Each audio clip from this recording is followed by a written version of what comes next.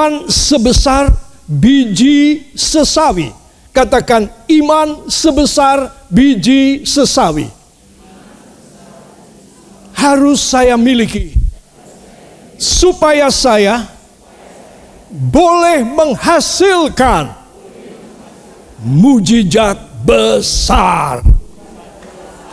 Amin.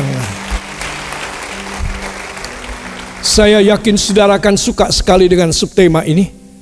Hanya modal iman sebesar biji sesawi saja. Dan saudara pulang sebentar, saudara boleh menerima kenyataan daripada mujizat Allah. Semua mujizat itu berasal dari Dia. Jangan percaya pada hoax, di mana iblis menawarkan mujizat dan keajaiban kepada saudara. Sekali saudara terima, dan saudara tidak minta ampun, dan saudara tidak bertobat, dan kembali lagi kepada Tuhan Yesus, saudara masuk neraka. Itu sebab siapa yang sudah pernah minta bantuan, perdukunan, kuasa kegelapan, dan segala macam hal yang tidak berkenan kepada Tuhan dari dunia gelap, sebelum saudara meninggal, harus segera minta ampun kepada Tuhan. Amin. Harus. Pagi ini juga, mumpung saudara ada di dalam rumah Tuhan, ingat-ingat, saudara, ibu, bapak, kakek, nenek, anak-anakku yang masih muda dan remaja, anak-anak muda juga sekarang mainnya apa? Perdukunan juga. Ingat, kapan yang kau lakukan itu? Berapa kali kau lakukan itu? Pagi ini di sini di dalam rumah Tuhan ini, cepat minta ampun kepada Tuhan sebelum terlambat. Kalau sudah terlambat, saudara sudah meninggal, pendeta 1000 dipanggil untuk mendoakan saudara masuk surga, omong kosong. Itu mustahil. Itu mustahil yang paling besar di dunia. Yaitu ketika orang sudah mati dan dimintakan masuk ke dalam surga. Itu mustahil paling besar di dunia. Itu sebab saya ingin mengajak semua saudara, katakan pada samping Anda, mumpung masih ada kesempatan.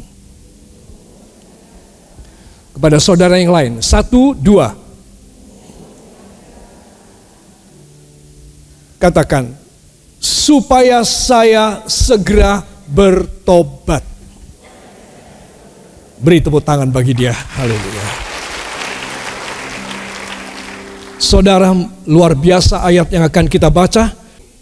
Matius 17, ayat yang ke-15 sampai dengan ayat yang ke-20. Ya, 1, 2. Katanya, Tuhan, kasihanilah anakku. Ia sakit ayan dan sangat menderita. Ia sering jatuh ke dalam api dan juga sering ke dalam air. Aku sudah membawanya kepada murid-murid-mu, tetapi mereka tidak dapat menyembuhkannya. Maka kata Yesus, hai kamu angkatan yang tidak percaya dan yang sesat, berapa lama lagi aku harus tinggal di antara kamu? Berapa lama lagi aku harus sabar terhadap kamu? Bawalah anak itu kemari. Dengan keras Yesus menegur dia. Lalu keluarlah setan itu daripadanya. Dan anak itu pun sembuh seketika itu juga. Kemudian murid-murid Yesus datang. Dan ketika mereka sendirian dengan dia, bertanyalah mereka, mengapa kami tidak dapat mengusir setan itu? Ia berkata kepada mereka, karena kamu kurang percaya. Sebab aku berkata kepadamu, sesungguhnya sekiranya kamu mempunyai iman sebesar biji sesawi saja, kamu dapat berkata kepada gunung ini, pindahlah dari tempat ini ke sana. Maka gunung ini akan pindah dan takkan ada yang mustahil bagimu. Amin. Tuhan memberkati. Beri tepuk tangan yang bisa. Terima kasih, silakan duduk kembali. Saudara yang kekasih, saya masuk pada iman sebesar biji sesawi saja, ya. Dan ini dahsyat sekali apa yang Tuhan perintahkan.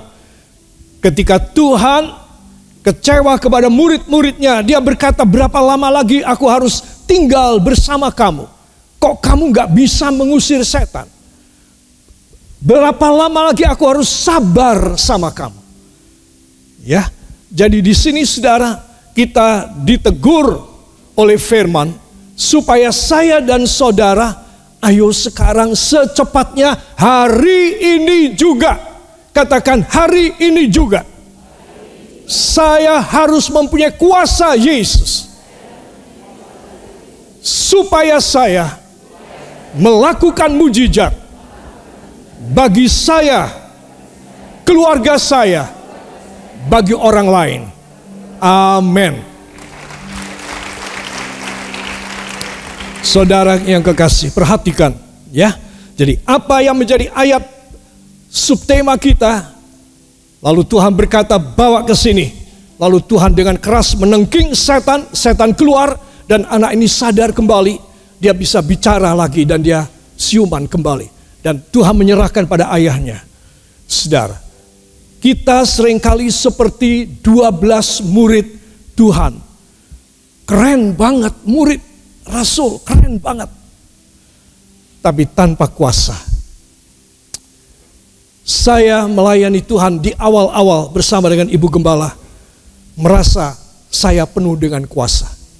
Padahal saya tidak punya kuasa Tuhan. Itu memalukan sekali. Dan itu menghancurkan hati saya. Saudara, kuasa Tuhan itu tidak dalam pengakuan kita pada mulut kita. Pada narasi kita bahwa kita diurapi oleh Roh Kudus dan penuh dengan kuasa. Itu tidak di sana. Kuasa Tuhan itu ada pada prakteknya. Pada kenyataannya. Saudara, sampai kira-kira sekitar 3 tahun. Barangkali 2 tahun lebih. Waktu itu di Jalan Jambon. Satu kali saya sakit. Saya itu jarang sekali sakit. Dan saya sakit. Dan tidak lama Tuhan menegur saya. Anakku, karena kamu sombong. Kamu merasa kamu punya kuasa. Memang aku memberi kuasa. Tapi kepada siapa? Tidak kepada seperti kamu ini. Kamu tidak layak terima kuasaku. Saya sakit itu sudah lemes, ketimpa lagi dengan kata-kata yang begitu keras dari Roh Kudus.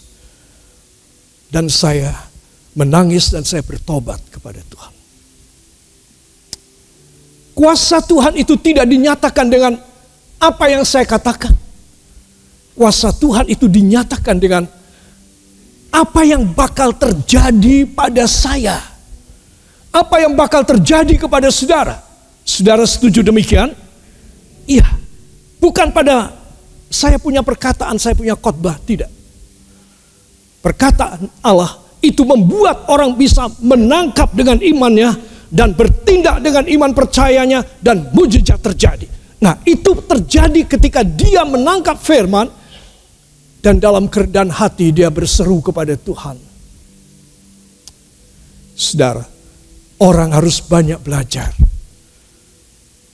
Orang harus banyak diajar, apalagi seorang gembala, seorang hamba Tuhan. Tidak gampang. Mati-matian benar, saudara. Itu sebab saya ingin mengajak semua saudara dengan apa yang saya ceritakan ini. Supaya saudara tahu, aku hidup gak tahu sampai kapan. Tahun depankah? Atau mungkin sebulan inikah? Aku harus mati. Tetapi seperti firman Tuhan. Seperti gembalaku mengatakan supaya aku dalam sisa hidup menikmati segala perjanjian Tuhan. Mengalami perbuatan-perbuatan ajaib dari Tuhan. Aku kok kepingin sekali menerima. Ya, engkau berhak. Saudara, engkau bisa dan engkau harus dapat. Tuhan pasti memberi kepada saudara. Ini bukan angan-angan yang terlalu tinggi. Ini bukan impian di siang hari bolong. You must get it from God right now, this morning, in this place, in the house of God, so that you can go home full with assurance of God, full with the power and the blessing of Jesus Christ, the fullness of all His promises in your life, even more than what you can comprehend, bahkan lebih dari apa yang engkau bisa bayangkan dan impikan. Engkau dapat lebih. Katakan, saya dapat lebih. Saya pasti dapat lebih dari yang saya cita-citakan, dari yang saya doakan, dalam nama Yesus. Amin. Rahasianya dari pembacaan kita tadi ada pada iman sebesar biji sesawi. Ya, berapa kali saya katakan, kalau saudara mendapat oleh-oleh atau saudara ada di Holy Land di Israel dan saudara membeli satu kantong plastik kecil, $1, mungkin sekarang sudah $2 harganya, itu biji sesawi. Ya saudara, kecil banget seperti butiran pasir. Butiran pasir pun yang lembut. Tetapi kalau itu ditanam dan berhasil tumbuh menjadi pohon yang besar. Jadi bukan sesawi, bukan sawi. Kalau sawi itu paling dari tanah segini, paling cuma segini ya. Kalau sudah segini, warna daunnya sudah hijau tua, kita potong ya, kita masak ca. Namanya ca sawi. Nah, ya saudara. Ibu yang lain potong, kemudian difermentasi menjadi sayur asin. Nah, cuma segini. Tapi ini biji sesawi itu pohon yang besar.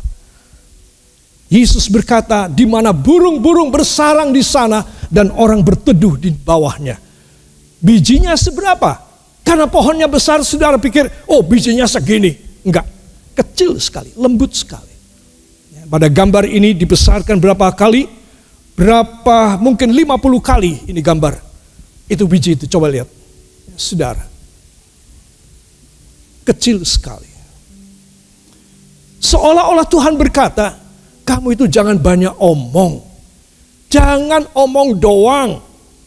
Kalau kamu itu punya iman kecil saja kepada kuasaku, kamu bisa berkata pada gunung ini, tercabutlah kamu dan pindah ke tempat di tengah-tengah laut.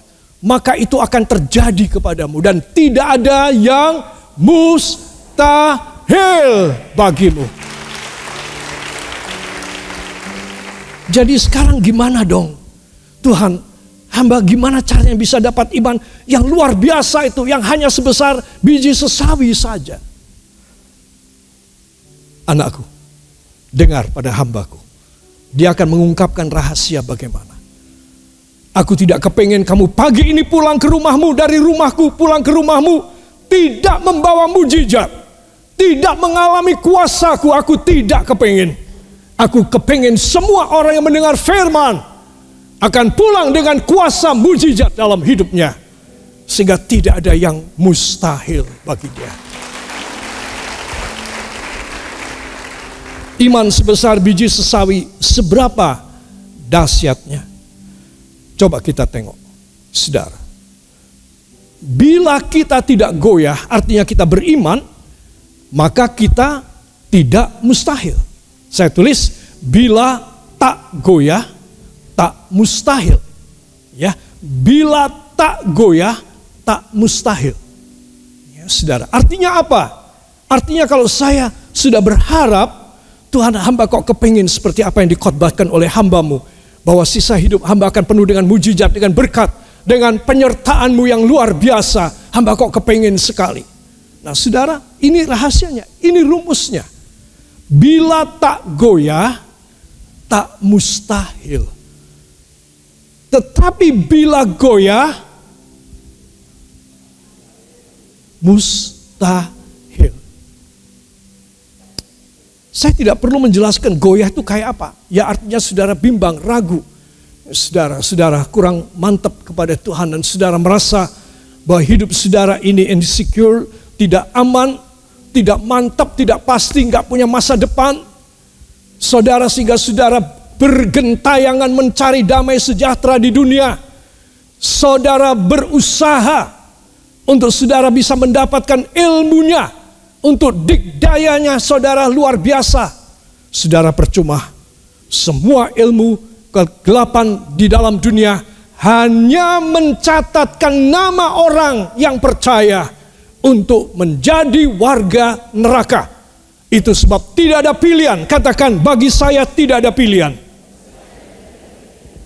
kecuali mantap kepada Tuhan Yesus. Saya tidak boleh goyah,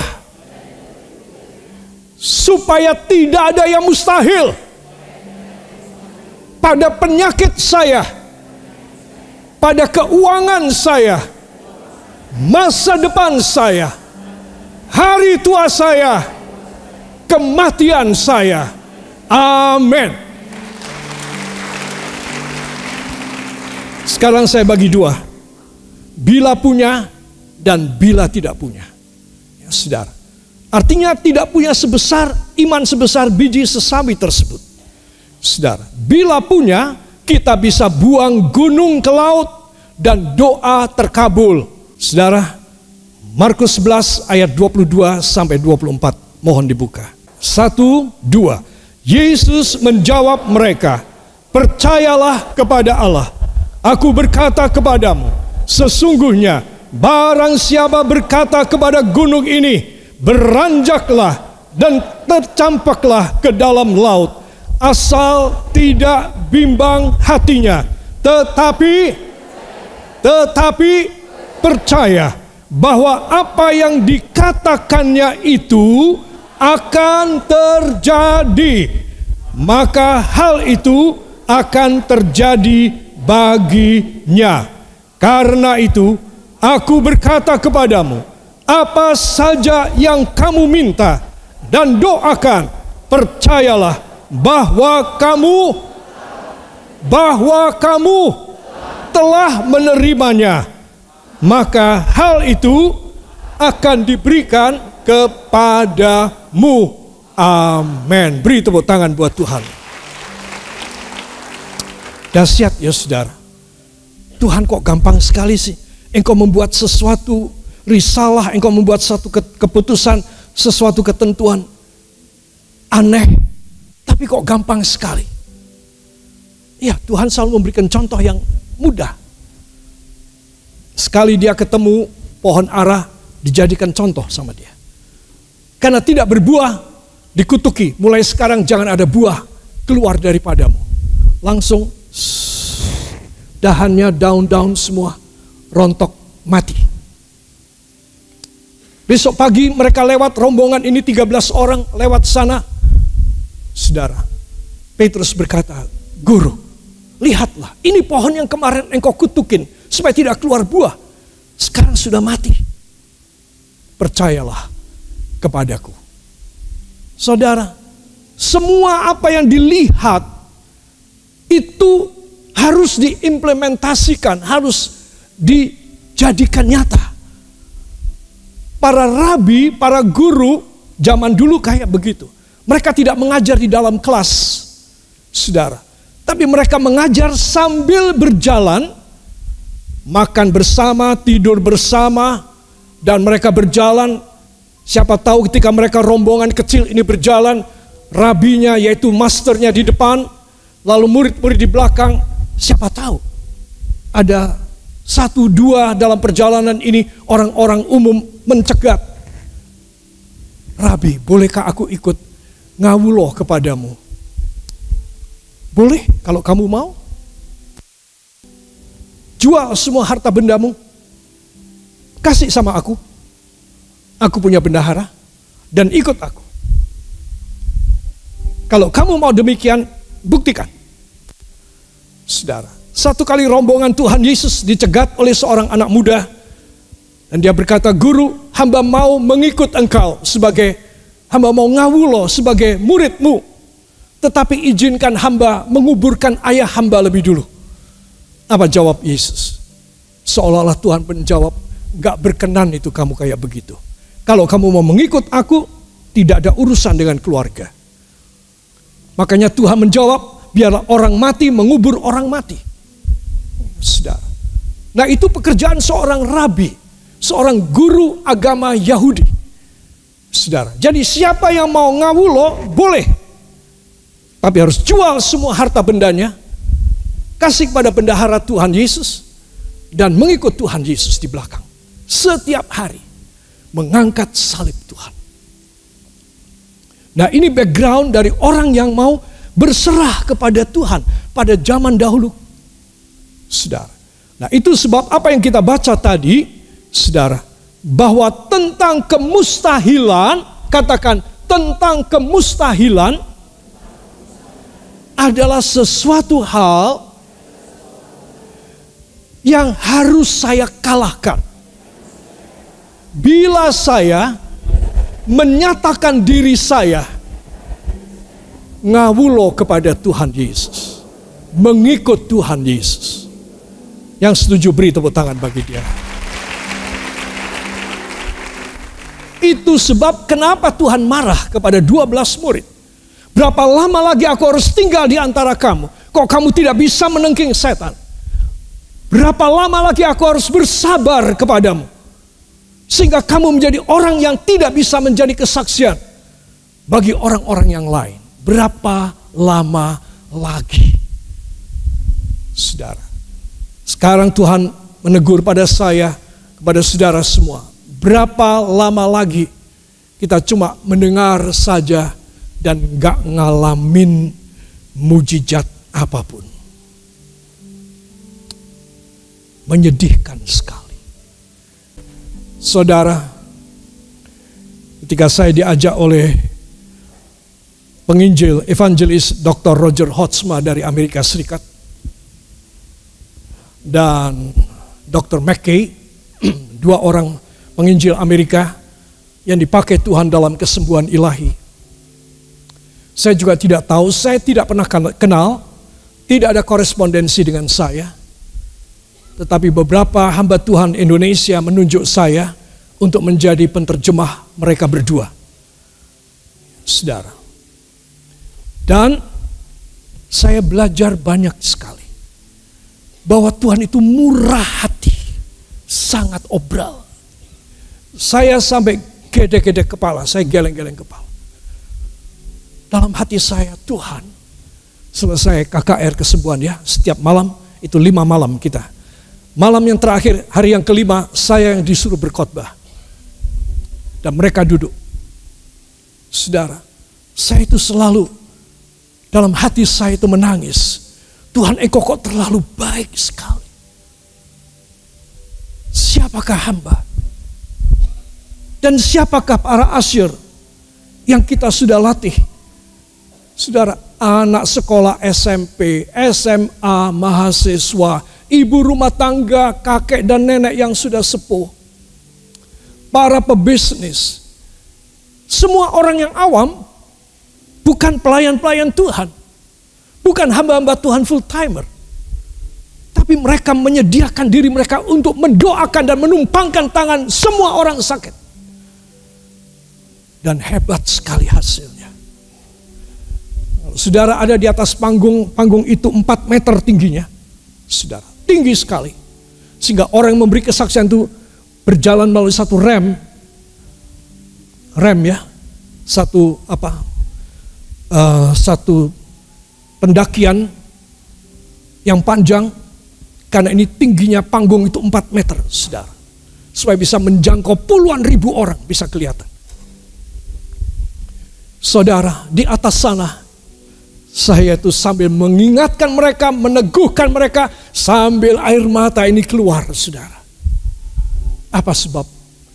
Karena Tuhan terlalu baik, terlalu obral. Gak masuk akal saya. Gak masuk akal. Karena yang mendoakan itu siapa? Bukan pendeta, bukan para full timer. Ibu rumah tangga, anak SMP, minimal anak SMP, SMA, mahasiswa, pebisnis, dan orang-orang profesional, dokter dan lain sebagainya, juru rawat. Mereka yang mau dididik pada 3 hari training. saudara, maka mereka itu akan dipakai oleh Tuhan. Sangat mudah. Dan di dalam training itu, saya salah satu yang mentrain mereka. Saya mengatakan, please jangan hanya untuk 5 hari ini saja ya. Setelah kampanye kesembuhan ilahi ini selesai, kalian harus bergerak di RT RW kalian. Cari orang sakit yang mau didoakan. Yang mau didoakan. Karena mereka pasti sembuh. Tuhan terlalu murah hati. Seolah-olah dia tidak melihat siapa yang didoakan.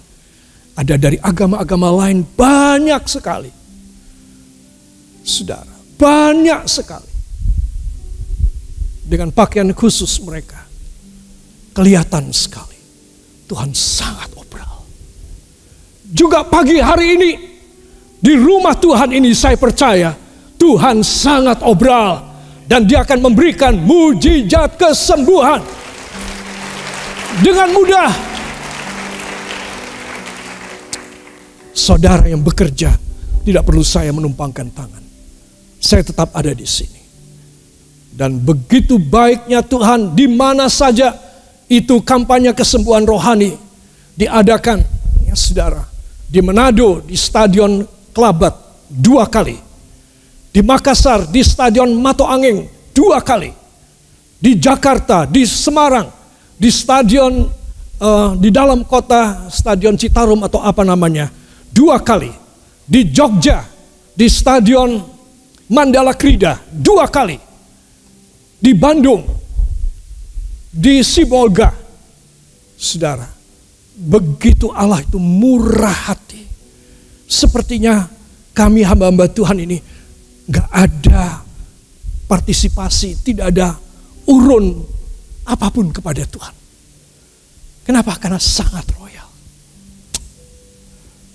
Saudara, satu kali saya mengajak anak-anak Epifani kita yang awal dulu, ya, yang masih kecil-kecil, ya, seperti saudari Novi, kemudian Yemi Malani, kemudian yang sudah ada di luar negeri, di luar kota, sudah punya anak, sudah punya cucu, mereka masih SMP, SMA. Saya ajak ke Purwokerto. Ya, kita mengadakan KKR juga di kota yang lain, Tasikmalaya juga. Serombongan besar, ya saudara. Dan saya melatih anak-anak SMP, SMA itu. Ibu-ibu rumah tangga, pelayan sidang pada waktu itu. Untuk menumpangkan tangan pada orang sakit. Saya bilang begini sama anak-anak yang masih pendek-pendek ya. Saya bilang, kalau kalian melihat ada om dan tante, bapak dan ibu lebih tinggi, suruh dodok. Lalu kalian harus tumpangkan tangan. Harus tumpangi tangan di dahi. Jadi kalau ketinggian, suruh dodok, suruh duduk. Lalu kamu yang menumpangkan tangan. Sembuh semuanya.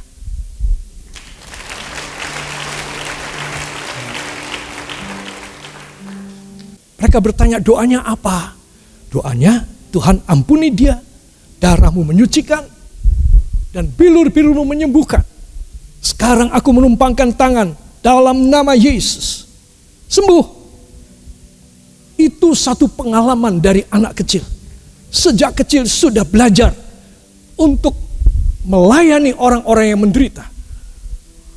Bukan mereka dan bukan saya, tapi Yesus bekerja. Dia cuma pakai tangan kita. Dia cuma pakai mulut kita untuk memerintah iblis keluar.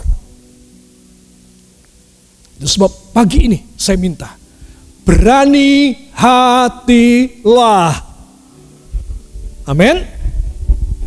Semua katakan, saya memiliki kuasa yang sama. Dalam nama Yesus, saya akan bertindak, mujizat terjadi. Amin.